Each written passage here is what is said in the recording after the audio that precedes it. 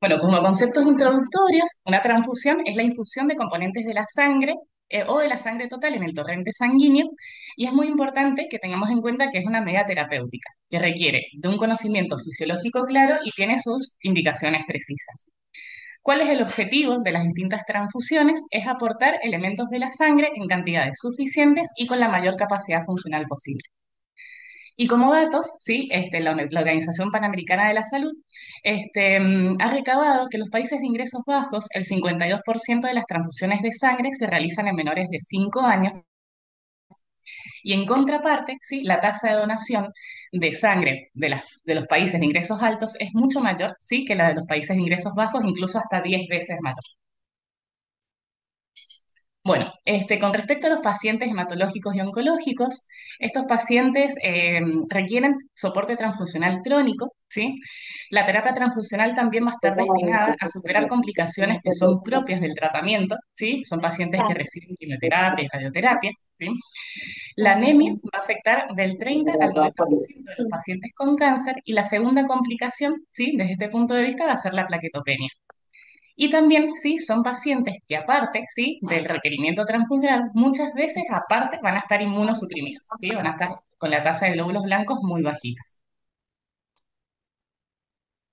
Bueno, esto es una introducción rapidito, ¿sí? Donde vamos a ver cómo se obtienen los hemocomponentes, ¿sí? A partir de la sangre total, por procesos de centrifugado y separación de la sangre, ¿sí? Los primeros que vamos a obtener son el plasma rico en plaquetas y el concentrado de glóbulos rojos, ¿sí? Si eso se continúa centrifugando y separando, vamos a tener el concentrado de plaquetas y el plasma fresco congelado, ¿sí? Y si el plasma fresco congelado se sigue procesando, obtenemos el crioprecipitado y los hemoderivados, ¿sí? Los hemoderivados son la albúmina, las globulinas y los factores de coagulación. No. Bueno, vamos a comenzar, ¿sí? A hablar de transfusión de glóbulos rojos. ¿Cuál es el objetivo de transfundir glóbulos rojos? Es mejorar la capacidad de transporte de oxígeno a los tejidos, ¿sí? Y esto va a depender directamente del gasto cardíaco, ¿sí? De la concentración de hemoglobina y de la saturación del oxígeno, ¿sí? ¿Qué es lo que sucede en los niños? Los niños, como todos sabemos, el gasto cardíaco va a ser dependiente de la frecuencia cardíaca. Y la frecuencia cardíaca de los niños de por sí es mayor que los adultos, ¿sí? Entonces no pueden aumentar, ¿sí? Mucho más el gasto cardíaco para aumentar el transporte de Ay, oxígeno, ya, ¿sí? no puedo trabajar más. Ah, Y por otro lado, ¿sí? La concentración de hemoglobina, ¿sí? Puede estar disminuida por una supresión de la formación de glóbulos rojos, que puede ser secundaria a, por ejemplo, a quimioterapia o la misma enfermedad de base, por ejemplo, en las leucemias, o secundaria a hemorragias. Bueno, con respecto a la transfusión de glóbulos rojos, ha habido muchas discusiones sobre qué estrategia seguir. Sí, tenemos la estrategia restrictiva versus la liberal. No hay mucha evidencia, y menos en pediatría, ¿sí? Pero en general, sí, se sugiere que la estrategia restrictiva es muy efectiva y probablemente superior a la estrategia liberal, ¿sí? Y que en general los pacientes toleran bien niveles de hemoglobina entre 7 y 9 gramos por decilitro. Obviamente siempre tenemos que adaptar esta situación a cada contexto. Entonces, como valores base, ¿sí? Para indicar transfusión de glóbulos rojos vamos a tener, cuando es mayor a 10 gramos por decilitro la hemoglobina, en general el uso de concentrado de glóbulos rojos va a ser inapropiado, no hay indicación de transfusión. Con una hemoglobina entre 7 y 10, el uso de concentrado de glóbulos rojos podría ser apropiado cuando tengamos signos y síntomas que nos hablen de la incapacidad para satisfacer la demanda de oxígeno. Por ejemplo, una taquicardia desproporcionada, cefalea, ¿sí? Mareos, etc. Y el valor menor a 7 va a ser cuando los pacientes estén asintomáticos, ¿sí? Es el valor que vamos a utilizar para transfundir.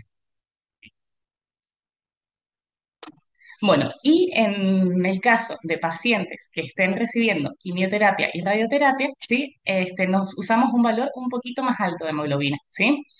En pacientes sometidos a tratamiento con radioterapia, buscamos niveles de hemoglobina entre 10 y 12, ¿sí?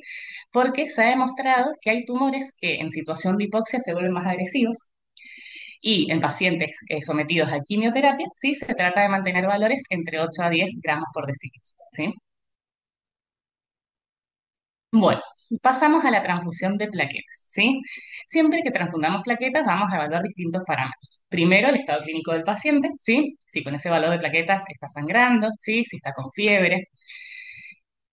¿Cuál es la causa, sí, de la plaquetopenia? Porque justamente va a haber algunas causas que no van a requerir transfusión de plaquetas, ¿sí? Entonces vamos a evaluar si esta plaquetopenia es por falta de producción, si por destrucción o porque las plaquetas están disfuncionales.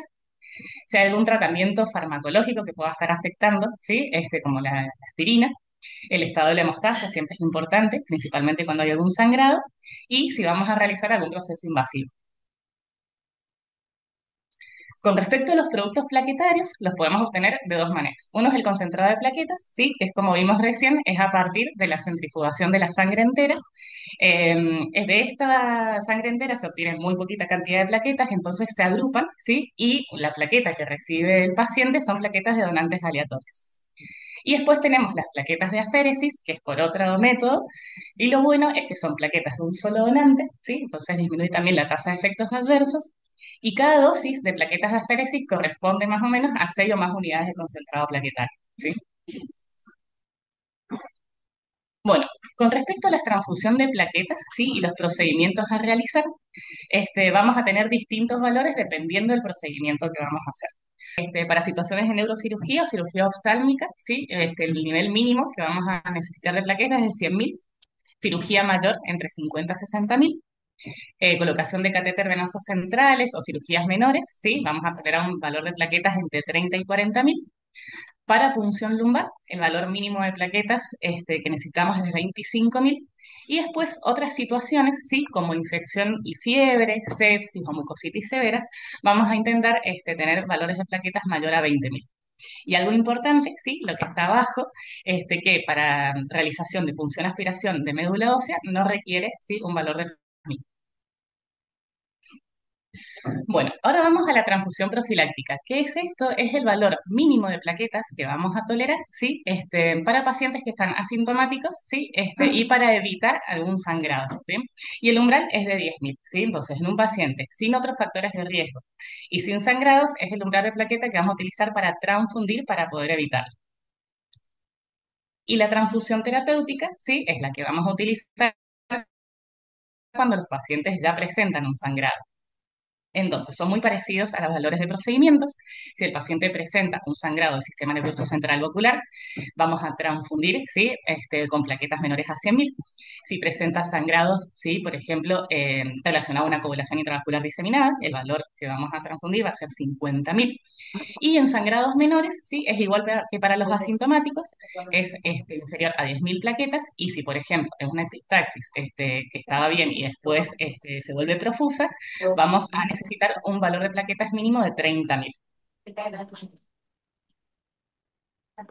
Bueno, y esto es el formulario de solicitud de componentes de nuestro hospital. Respecto a los elementos irradiados y leucocitados, sí, vamos a ver un poquito su definición. La irradiación, ¿qué es lo que va a hacer? Va a inactivar los linfocitos T y acortar su sobrevida, sí, para inhibir la enfermedad injerto versus huésped asociada a transfusión. Los elementos irradiados, sí, principalmente lo vamos a pedir en pacientes trasplantados y también se recomiendan en pacientes que están recibiendo quimioterapias intensivas. Y después están los elementos leucorreducidos o desleucocitados, que es un proceso que disminuye los leucocitos en los componentes celulares y el objetivo es disminuir la concentración de las células presentadoras de antígeno para poder minimizar las reacciones transfusionales, ¿sí? Y también disminuir la incidencia de patógenos intracelulares como el citomegalovirus. Bueno, ahora vamos a ir a los efectos adversos en transfusiones. Se define como las reacciones indeseables que ocurren al aplicar un componente sanguíneo y se dividen según su mecanismo, pueden ser inmunológicas y no inmunológicas, y según el inicio son inmediatas cuando ocurren durante la transfusión o hasta 24 horas de ocurrida la transfusión, y son tardías cuando ocurren después de las 24 horas. Dentro de las complicaciones agudas de origen inmunológico tenemos las reacciones hemolíticas, la reacción febril no hemolítica, las reacciones alérgicas y otras menos frecuentes. Y dentro de los orígenes no inmunológicos tenemos la contaminación bacteriana, sobrecarga circulatoria, hemólisis no inmune, etc. Y ahora vamos con un caso clínico. Es un pacientito de 8 años. Este paciente tiene diagnóstico de una LLAB común. él está realizando el protocolo 2, ¿sí? El protocolo 2 es la parte de la quimio que viene después de la consolidación. Son quimioterapias que hacen a nivel ambulatorio, pero que producen bastante aplasia. Él finalizó, ¿sí? La última quimioterapia 4 días previos, porta un catéter implantable y no tiene antecedentes infectológicos de relevancia. El paciente concurre a control clínico para punción lumbar y realizar la última quimioterapia, pero se suspende por pancitopenia. En el hemograma tiene 2.680 blancos totales, con un recuento de neutrófilos de 54, 6,8 de hemoglobina y 141.000 plaquetas. Al examen físico está bien, solamente tiene un catarro de vía aérea superior y justamente con la hemoglobina de 6,8 tiene indicación de transfusión de glóbulos rojos y el paciente no tiene antecedentes de reacciones adversas a transfusiones.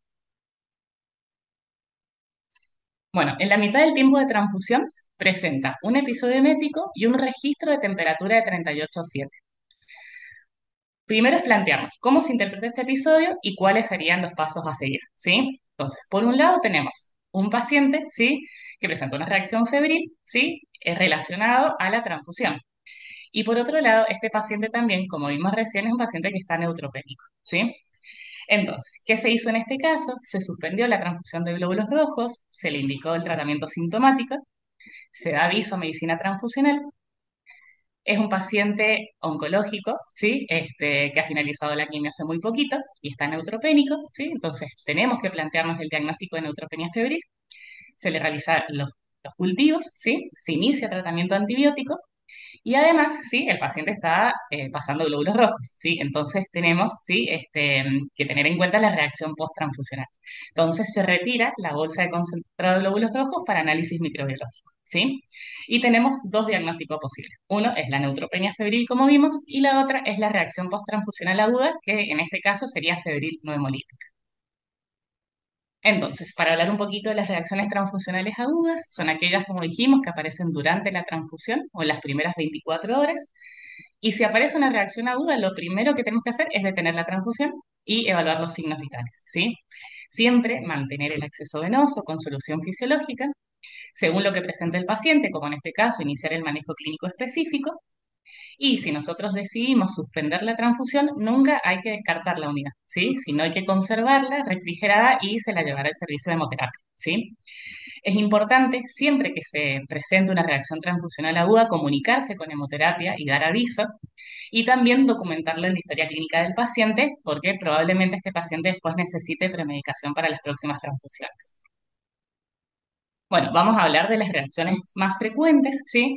La reacción febril no hemolítica, que es la que presentó este paciente, es el incremento de la temperatura mayor a 1 grado asociado a la transfusión y sin ninguna otra explicación. Puede ser por distintas causas, por pirógenos endógenos, ¿sí? Por infusión de citoquinas, ¿sí? Desde la unidad transfundida, o por liberación de citoquinas por macrófagos activados en respuesta a leucocitos del donador, ¿sí? Por eso esta reacción se trata de disminuir con la desleucocitación, ¿sí? Y bueno, como dijimos, principalmente en pacientes oncológicos, en neutropénicos, siempre hay que descartar la causa infecciosa. Después tenemos las reacciones alérgicas y anafilácticas, ¿sí? Que son las más frecuentes en pediatría, son mucho más frecuentes en niños que en adultos, y los causantes más comunes son los concentrados de plaquetas y los concentrados de glóbulos rojos, ¿sí? Es una reacción de hipersensibilidad tipo 1, es mediada por IgE, y bueno, el abanico de presentación es muy amplio, ¿sí? Puede ser desde leve a moderada, como urticaria, prurita, hasta reacciones anafilácticas. Y por último, la reacción hemolítica aguda, ¿sí? Si bien la hemos estudiado mucho, no es frecuente en pediatría, ¿sí? Pero sí puede ser muy grave, ¿sí? Generalmente secundaria a incompatibilidad ABO, ¿sí? Que es muy poco frecuente por todo lo de hemovigilancia que se hace en el servicio de medicina transfusional, pero puede tener síntomas de coagulación intravascular diseminada, insuficiencia renal y cardiopulmonar, ¿sí? Es importante igual tenerla en cuenta. Bueno, ahora vamos a ir a las complicaciones retardadas. También pueden ser de origen inmunológico y de no inmunológico. Las de origen inmunológico tenemos la reacción hemolítica retardada, la púrpura posttransfusional, la enfermedad de injerto contra huésped posttransfusional. Y de origen no inmunológico, la transmisión de agentes infecciosos y hemosiderosis transfusional. Y ahora también vamos a ir a un casito clínico. Ella es una paciente de 14 años que tuvo ese diagnóstico de leucemia linfoblástica aguda en mayo del 2017, ¿sí? Y nos vamos a centrar en 2018, donde esta paciente ya se encuentra en mantenimiento. Ha requerido durante todo su tratamiento muchas internaciones, ¿sí? Tuvo muchos pases por terapia intensiva, tuvo un diagnóstico de candidiasis hepatoesplénica y en diciembre del 2018, cuando la paciente ya estaba en mantenimiento, se interna por una sospecha de recaída de su candidiasis hepática. Se realizó el tratamiento, no tuvo buena respuesta y después agregó un síndrome ascítico. Se continuó estudiando, se le realizó una radiografía de abdomen con contraste y se evidenció una sobrecarga de hierro hepática moderada y esplénica leve. Se le realizó la biopsia hepática, ¿sí? Donde se confirmó la presencia de hemosiderosis con áreas fibróticas y, bueno, como dato de laboratorio, tenía una ferritina de casi 7.700 para un valor de referencia hasta 200. Esto es más o menos cómo fue la vida de esta paciente con su enfermedad, pero lo que queríamos destacar es cuando empezaron a ver la historia transfusional, ¿sí? Vieron que había recibido en total 65 transfusiones de glóbulos rojos, ¿sí?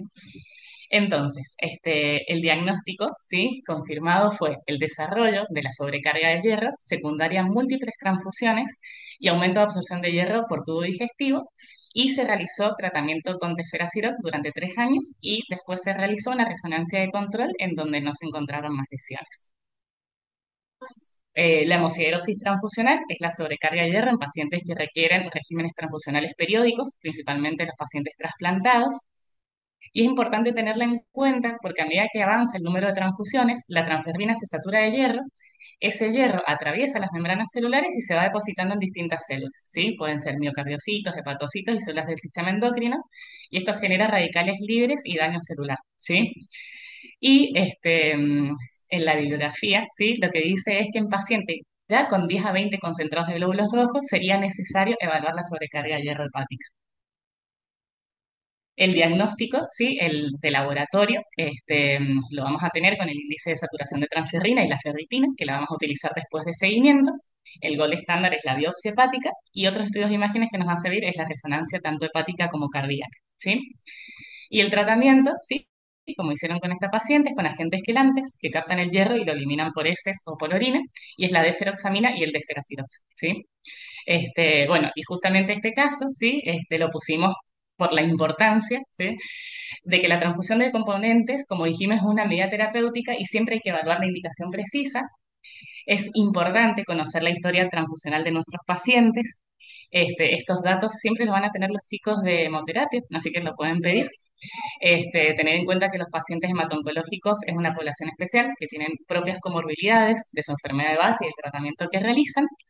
Y también es importante tener protocolos para actuar ante complicaciones agudas, ¿sí? Bueno, también recordar siempre que la donación de sangre es muy importante.